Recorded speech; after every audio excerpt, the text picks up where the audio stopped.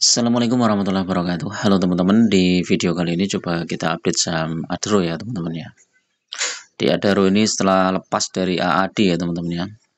Setelah melepaskan anak perusahaannya AAD, Adro berpotensi pendapatannya turun ya, sehingga harga sahamnya pun juga turun lumayan jauh ya teman-teman. Ini tertinggi di 2400 ya saat sebelum ini ya lepasan AAD. Ini kemudian turun sampai terendah di 1730. Oh, 1600 nah ya. Dan ini kita lihat tekanan jualnya masih cukup kuat ini ya untuk Adro nih teman-teman. Kita lihat newsnya ya. Nah, newsnya Adro nih coba nih. Penurunan kerja pada semester 1 2025, pendapatan usaha maupun laba bersih. Pendapatan 857 US dollar, 14 triliun, turun 19%.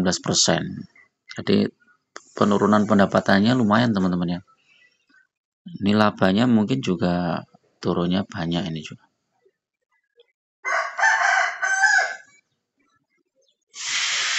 Laba bersih tercatat anjlok 78%. Wah, besar ya. Makanya ini Adro masih berpotensi untuk turun nih teman-teman ya. Walaupun beberapa news menunjukkan Adro mau dikerek naik lagi ke atas nih ya. Tapi kalau kita lihat fundamentalnya ya, labanya aja turun sampai 78% ini ya, berarti memang perlu dicermati ya teman-teman. Walaupun Adro ini memang secara historis saham yang bagus teman-teman ya, tapi kita harus lihat juga kinerjanya ke depannya itu seperti apa. Kalau misalnya dapat proyek yang cukup besar, kemudian labanya juga berpotensi naik, ya kemungkinan Adro ini naik. Nah, ini kita lihat juga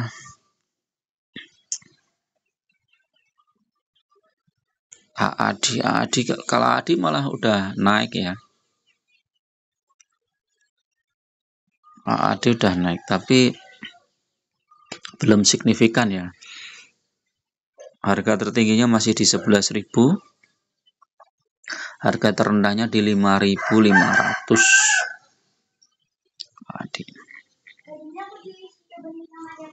Adro ini secara teknik coba kita lihat. Udah di bawah MA5 ya, ini downtrend ya teman-teman ya. Adro ini ya. Foreign masih jualan terus nih.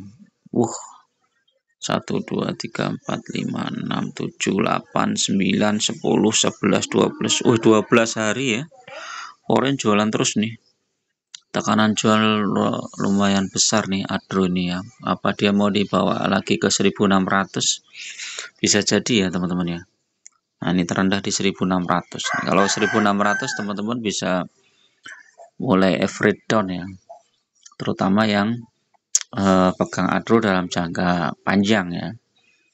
Jadi kalau teman-teman pegang suatu saham ya, itu memang usahakan untuk jangka panjang. Jadi teman-teman gak akan pusing-pusing ya ketika sahamnya naik turun gak jelas gitu kan. Ada isu ini isu itu. Pokoknya begitu sahamnya turun ya beli. Ya walaupun potensi pendapatannya belum terlihat ya, karena begitu potensi pendapatan terlihat tuh harga sahamnya udah naik duluan teman-teman. Jadi ya memang agak ada resikonya di situ teman-teman. Bukan spekulasi tapi resiko ya. Jadi kalau kita jangka panjang itu ya ada resikonya juga. Nah, kalau spekulasi itu yang trading, scalping itu wah itu benar-benar luar biasa, itu menghabiskan banyak waktu dan belum tentu cuan. Mungkin lebih sering lossnya ya. Misalnya teman-teman cuan 5 kali, 6 kali dalam sebulan, tapi lossnya berkali-kali atau minusnya lebih banyak lagi. Nah, itu lebih parah ya. Lebih baik dihindari aja. Nah, saham Adro ini memang ada sentimen politik juga sekarang teman-teman ya. Jadi kebijakan-kebijakan pemerintah mungkin yang berkaitan dengan bisnis energi terbarukan, terus kemudian kontrak-kontrak dengan perusahaan asing juga, itu juga mungkin nanti masih berkaitan dengan kondisi politik ya. Kalau politiknya makin memanas, makin ini makin nggak kondusif, ya itu pengaruh juga teman-teman ya. Jadi memang kalau kita lihat ya, demo kemarin itu mempengaruhi IHSG tapi cuma sehari ya. Banyak yang memprediksikan bursa itu mau disuspend, tapi ternyata enggak, dan terbukti ya, enggak disuspend. Hari pertama minus, tapi hari kedua langsung positif.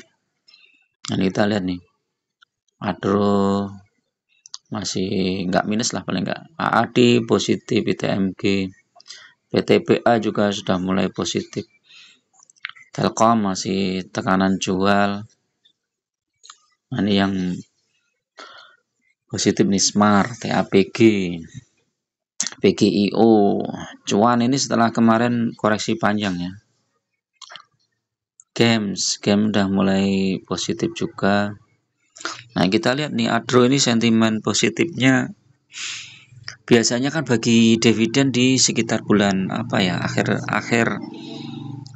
akhir tahun biasanya ya. Coba kita cek di sini.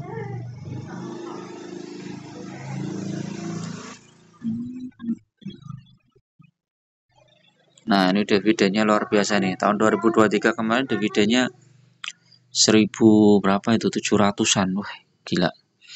Nah, cuman 2024 anjlok langsung ya. Nah, ini historinya dividen Adro itu Januari dan Juni. Tapi ada juga November kemarin karena mau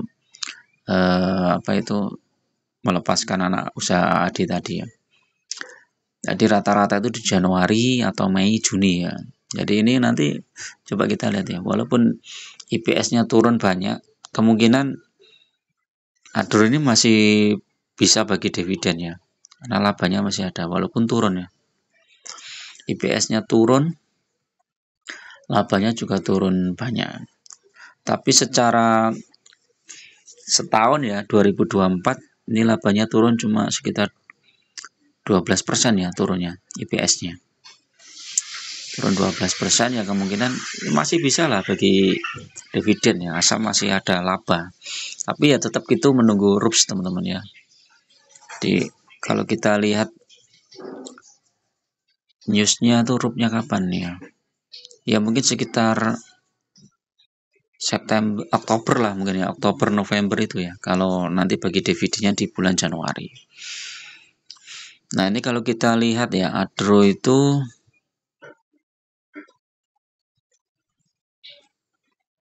kalau hold Adro 1 tahun minusnya 52%.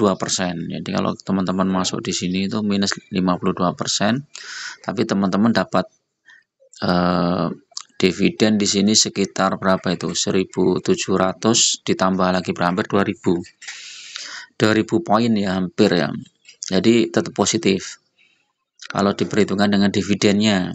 Tapi kalau nggak diperhitungkan dengan dividennya ya ini negatif ya.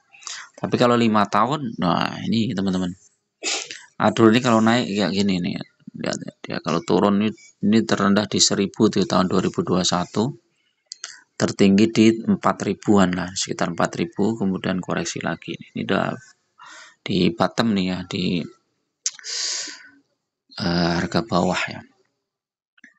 Ya mudah-mudahan kondisi ekonomi lebih bagus lagi teman-teman ya, karena kalau kita lihat nih demo ini, tekanan demo sudah mulai mereda ya, karena beberapa masyarakat sudah mulai sadar bahwa demo sekarang itu banyak yang menunggangi ya, ada yang menunggangi dan berpotensi menimbulkan chaos. Nah, makanya demo-demo sekarang ya juga mulai mereda ya, beberapa indikasi di situ nanti bisa kita lihat ya. Jadi ekonomi mungkin lebih stabil ya, mudah-mudahan seperti itu. Jadi secara potensi ke depan Adro masih lumayan bagus lah. Nanti kita lihat ya gebrakan-gebrakannya ya. Ya mudah-mudahan di semester berikutnya Adro pendapatannya bisa naik dan labanya juga tumbuh. Oke ya, itu dulu teman-teman untuk review pagi ini, mudah-mudahan bermanfaat. Tetap gunakan data dan fakta dalam berinvestasi, jangan terjebak di saham-saham gorengan. Lebih baik fokus di saham-saham yang fundamental bagus dan syukur-syukur bagi dividen yang rutin ya. Bagi teman-teman yang mau gabung di grup ya, silahkan klik gabung, biayanya murah aja, cuma untuk traktir kopi. Teman-teman bisa request saham, bisa juga bedah portofolio. Saya doakan teman-teman semua sehat, bahagia, dan cuan selalu. Assalamualaikum warahmatullahi wabarakatuh.